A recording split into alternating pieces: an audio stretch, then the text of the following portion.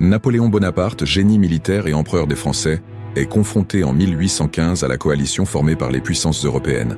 Après son retour de l'exil sur l'île d'Elbe, il tente de rétablir son empire.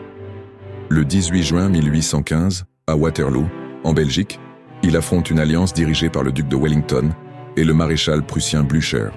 Cette bataille marquera la fin de son règne et de sa carrière militaire. Emmanuel de Grouchy, l'un des derniers maréchaux nommés par Napoléon, est un soldat expérimenté ayant combattu dans de nombreuses campagnes de l'Empire. Fidèle à Napoléon, il reçoit une mission capitale lors de la bataille de Waterloo, poursuivre les troupes prussiennes pour les empêcher de rejoindre Wellington.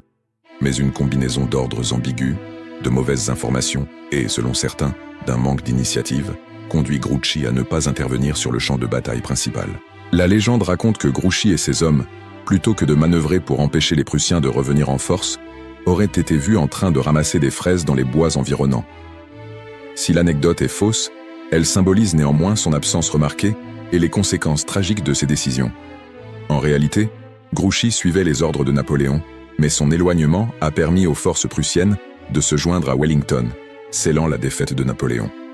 Après la défaite de Waterloo, Napoléon est contraint d'abdiquer pour la seconde fois et finit exilé à Sainte-Hélène. Grouchy, quant à lui, est critiqué et accusé d'avoir contribué à la défaite. Il passe le reste de sa vie à défendre ses actions, tout en poursuivant une carrière discrète. Il meurt en 1847, laissant son nom associé à cette légende historique. Abonne-toi et like mes vidéos si tu veux plus d'histoires étonnantes.